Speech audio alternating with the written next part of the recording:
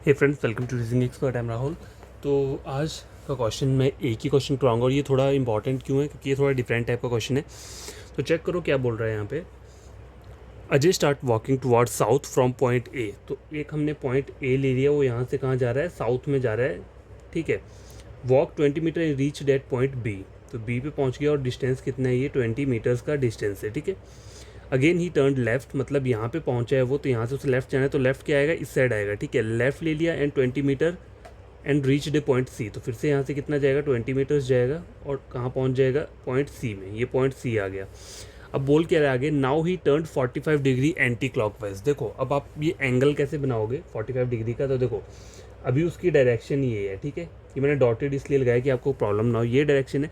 तो anti clockwise क्या होता है, इस तरीके को। एंटी क्लॉकवाइज होता है इस तरीके को जाना, क्लॉकवाइज क्या होता है, इस तरीके को। तो हम क्या देंगे 45 डिग्री। तो देखो ये अगर मैं इसे 0 डिग्री मानता हूँ यहाँ पे अभी, तो मुझे एंटी क्लॉकवाइज जाना है यहाँ से। तो पहले क्या आएगा, ये 45 आ गया और यहाँ तक पूरा कितना होता है 90 डिग्री। देखो एक सर्कल कैसे बनता है, इस तरीके से बनता है। तो यहाँ से 0 स्टार्ट होगा, तो यहाँ से यहाँ तक कितना होगा 90, ये भी 90, ये भी 90, ये भी 90, तब जाके 360 बनता है टोटल। ठीक है। तो मुझे 45 डिग्रीज बोला है, कितना एंटी क्लॉकवाइज जाना है आपको। तो एंटी क्लॉकवाइज जाऊँगा वो मैं सिर्फ यहाँ तक जाऊँगा।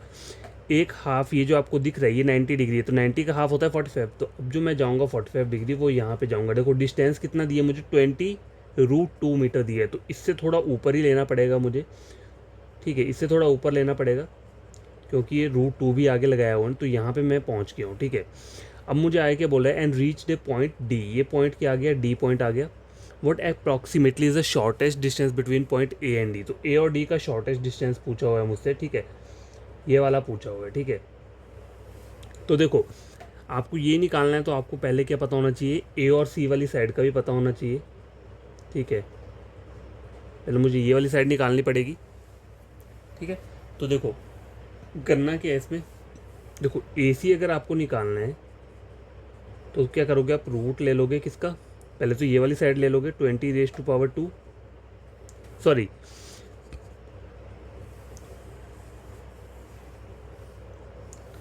देखो ए बी और बी सी कितना दिया है, 20 दिया हुआ है। ठीक है। दोनों की जो वैल्यू दी है कितनी दी है, तो 20 का स्क्वायर ले लिया मैंने और यहाँ पे क्या किया, प्लस कर दिया 20 का स्क्वायर। ठीक है।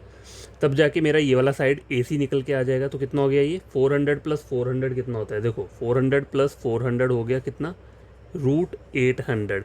अब √800 जो है ये किसी का वो नहीं है, परफेक्ट स्क्वायर नहीं है। तो इसको आप सिंप्लीफाई कैसे कर सकते हो, देखो 20 × 20 कितना होता है, 20 का स्क्वायर कितना होता है, देखो 20 अगर मैं करूँ, देखो 20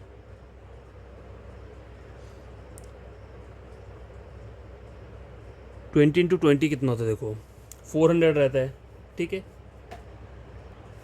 अब देखो सॉरी 20 नहीं आएगा, इसको हम मतलब बढ़िया तरीके से कैसे लिख सकते हैं, इसको सिंप्लीफाई करके 800 है तो 400 × 2 करके मैं क्या कर सकता हूँ, इसको लिख सकता हूँ। तो 800 ही आएगा, √800।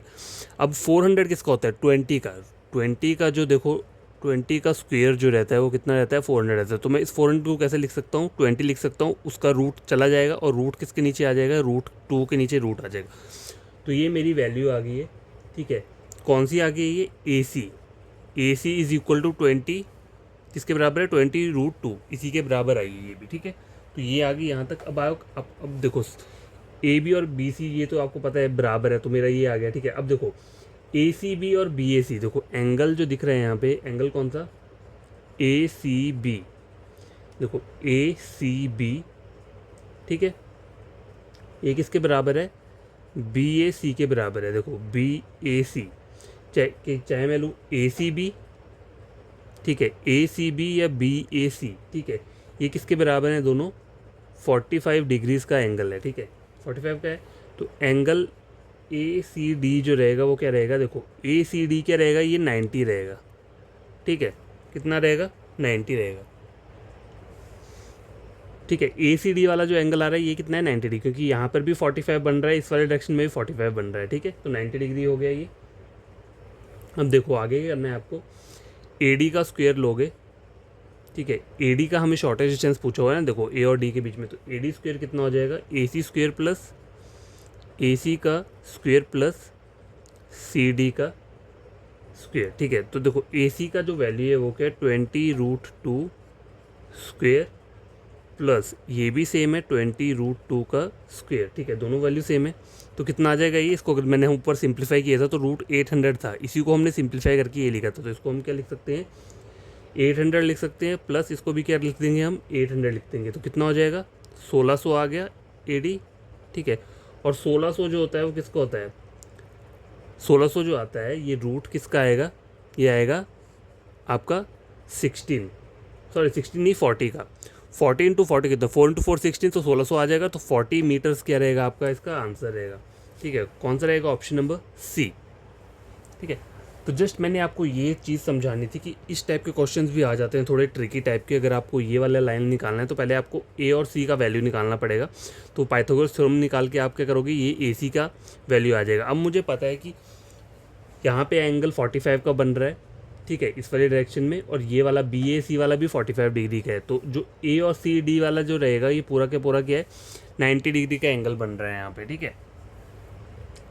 तो अब मुझे करना क्या है, देखो इसकी ज़रूरत भी नहीं है, आपको सीधा AD निकालना है, तो आपको दो साइड्स पता होनी चाहिए, ठीक है।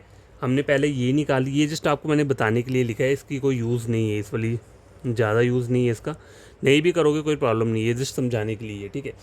हमने सीधा क्या किया, AC पहले निकाल लिया। अब हमें ये और ये वाली लाइन निकालनी है, तो ये दोनों का हमें वैल्यू पता होनी चाहिए, लेकिन इस वाली की वैल्यू हमें पता है और इसकी हमने यहाँ से निकाल के लिख लिया, तो दोनों क्या है ये। अब इनको सिंप्लीफाई कहीं भी करोगे तो क्या आता है 800, ठीक है। तो 800 का होता है रूट क्या होता है 1600 हो गया प्लस करके, और 1600 किसका रूट रहता है 40 का रहता है, तो 40 मीटर क्या आएगा आपका आंसर रहेगा।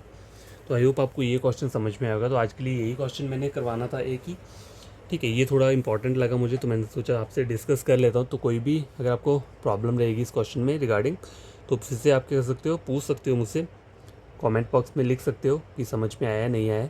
और कोई भी आपके फ्रेंड्स होंगे जो कि रीजनिंग का पढ़ रहे होंगे कहीं से, तो आप उनको मेरा चैनल रेकमेंड कर सकते हो, ठीक है। बाय, टेक केयर, और बड़ी तरीके से आप खुद से इसे सॉल्व करने की कोशिश करना।